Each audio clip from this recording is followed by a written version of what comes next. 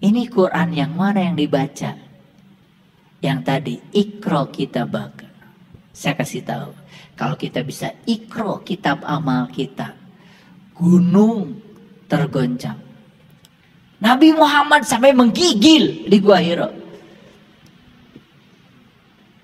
Gunung itu lambang dari kesadaran. Kesadaran kita naik karena tergoncang, naik menuju kepada Sidra Al-Muntaha, puncaknya kesadaran. Bumi terbelah. Itu simbolik. Makanya ciri bumi yang terbelah itu kata Quran. Ketika langitmu terbelah, maka kau akan menyaksikan mawar merah seperti kilapan minyak. Mawar merah. Delima mawar merah. Tin mawar merah. Subhanallah. Fa'idha saqatis sama'u fakanat wardatan kaddihan fabi ayyi ala'i rabbikuma tukazziban. Harus merasakan bumi terbelah itu. Begitu bumi terbelah, tirainya terbuka. Begitu tirai terbuka, kasyaf. Saat itu kita menyaksikan wahadal baladil amin, kota yang sangat aman dalam diri kita. Wah, indah sekali. Itu harus dialami. Jangan jadi koleksi ilmu. Kalau tidak dialami, percuma saja. Maka yang saya sampaikan hari ini bukan koleksi ilmu, tapi pengalaman pribadi. Kalau ingin mengalami, yuk, ada caranya. Lanjut.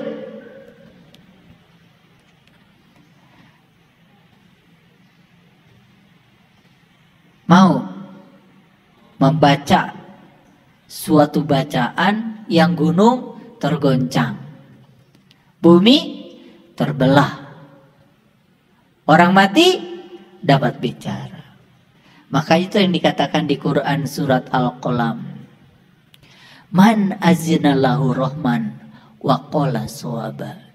Siapa yang diberi izin bicara oleh aku, kata-katanya akan menghunjam.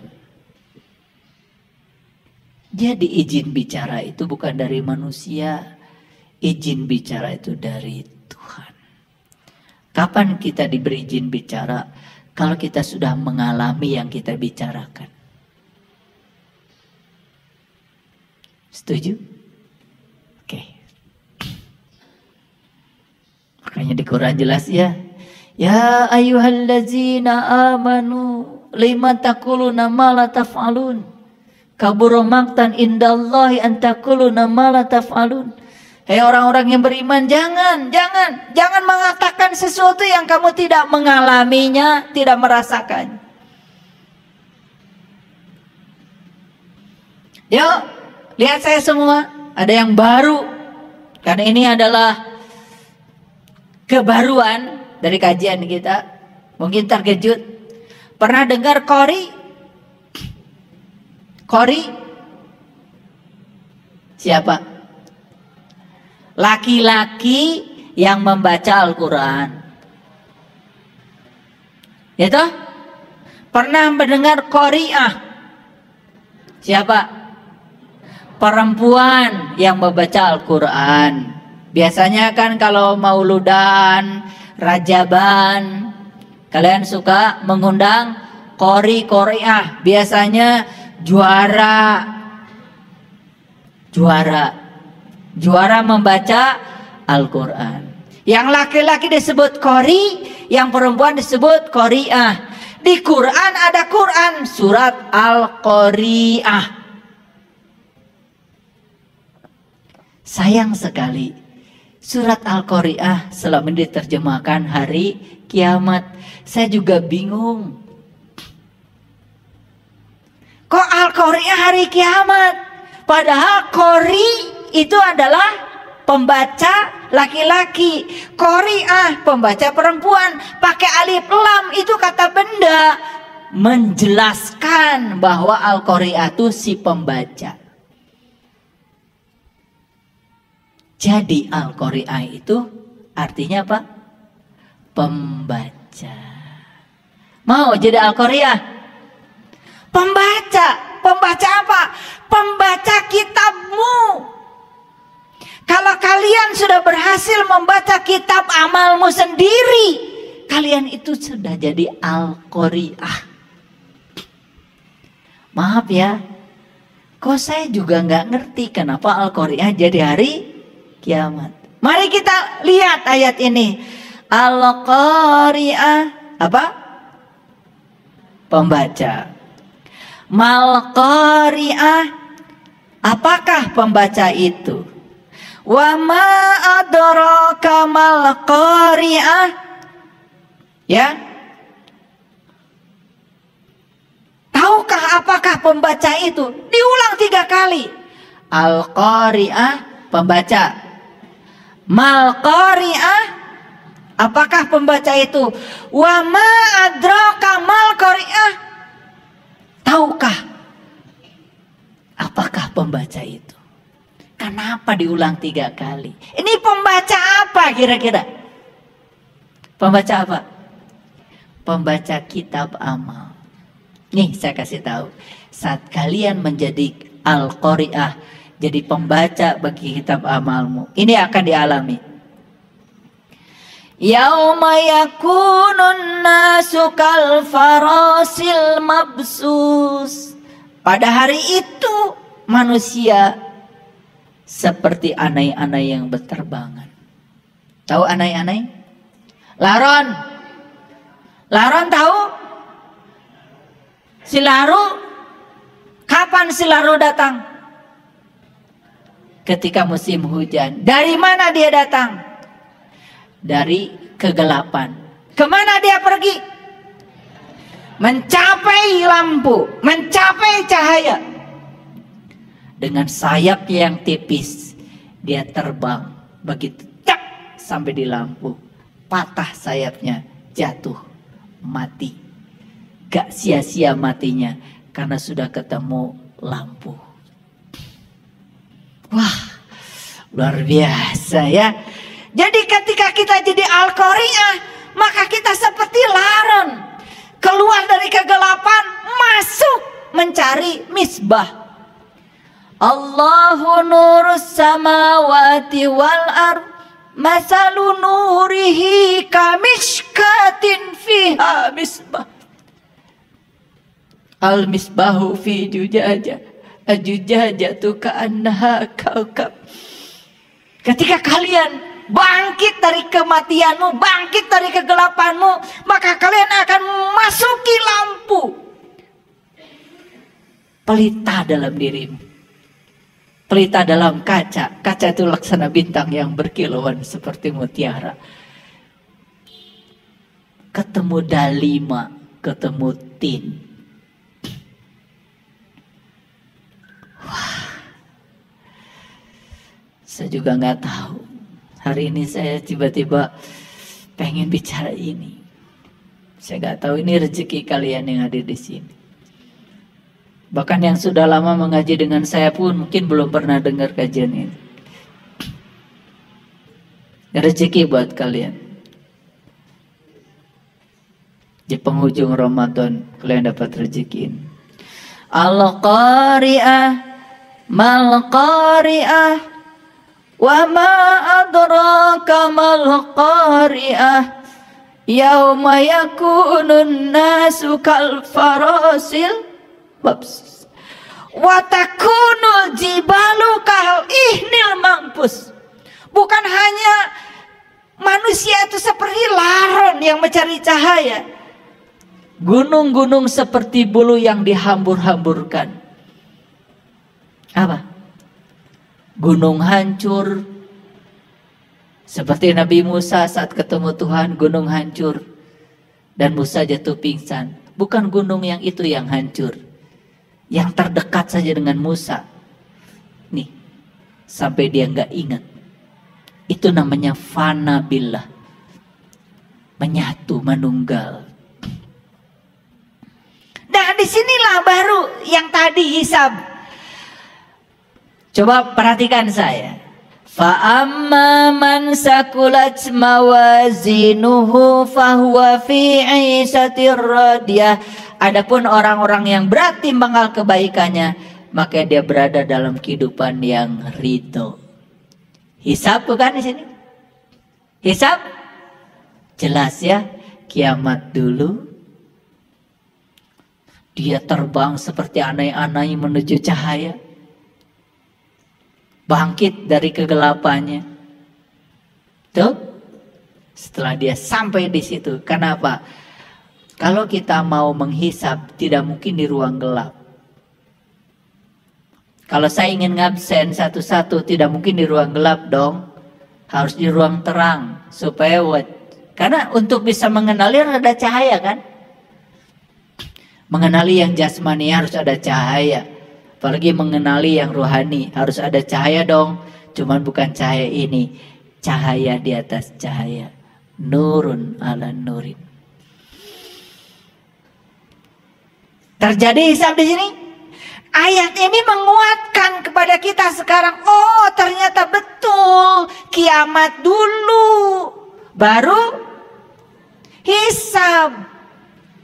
Jadi sangat masuk akal. Kalau ayat ini diberi nama Al-Qari'ah itu hari kiamat. Padahal arti yang sebenarnya Al-Qari'ah adalah pembaca.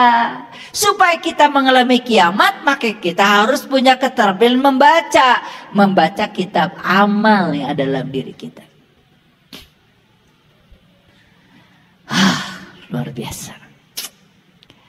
Fa amma man sakulat mawazinuhu fa huwa fi 'ishatir radiyah wa amma man khaffat mawazinuhu fa ummuhu hawiyah wa ma adraka ma hiya narun hamiyah. Yang ridho surga, yang tidak ridho neraka. Yang menolak kenyataan hidup, neraka.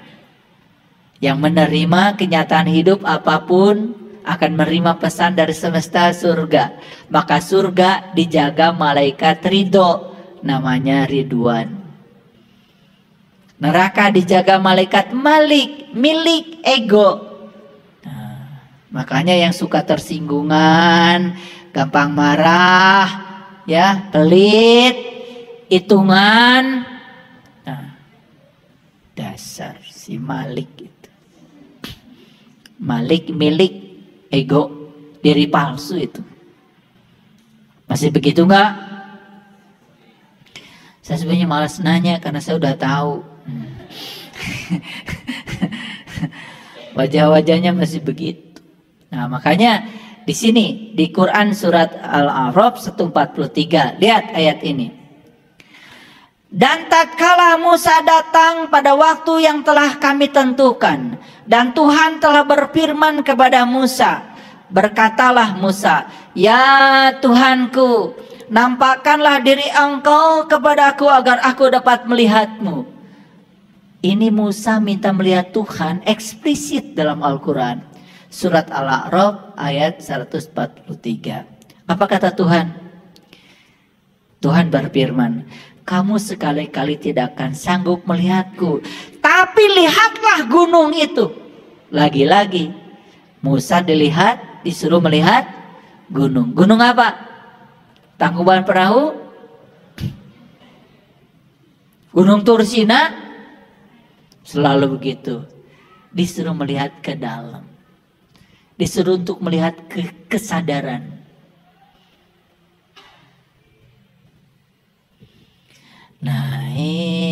Naik ke puncak gunung, tinggi-tinggi sekali.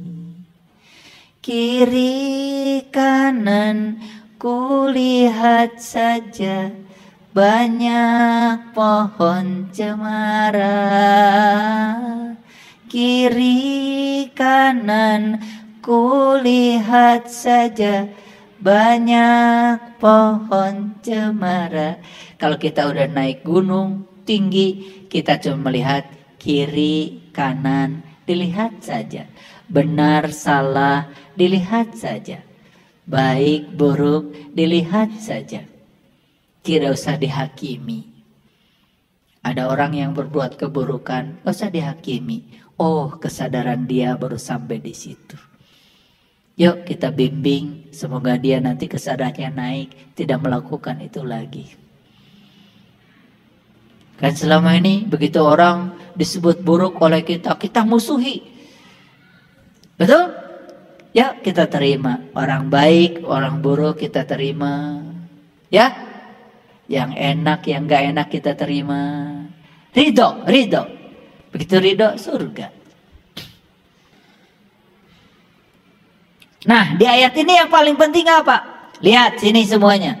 Tuhan berfirman, kamu sekali-kali tidak akan sanggup melihatku Musa, tapi lihatlah ke gunung itu. Maka jika ia tetap di tempatnya, niscaya kamu dapat melihatku. Gunungnya gak kemana-mana, tetap di dirinya kene. Berdetak, berdenyut di pusat kesadaran. Tatkala Tuhannya menampakkan diri kepada gunung itu. Jadi menampakkan diri.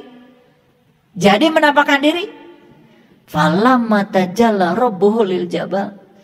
Tuhan menampakkan diri di puncak kesadarannya Musa.